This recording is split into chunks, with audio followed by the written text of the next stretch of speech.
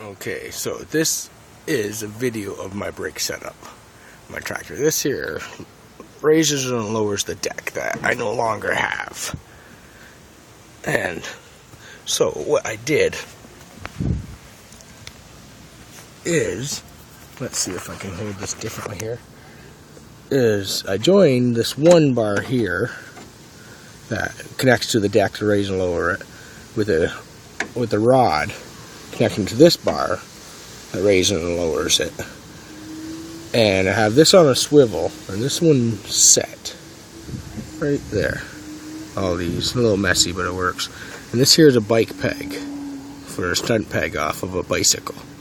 And I mounted a little heavy-duty L bracket back here. So now, when I pull the lever to lower the deck, let's see,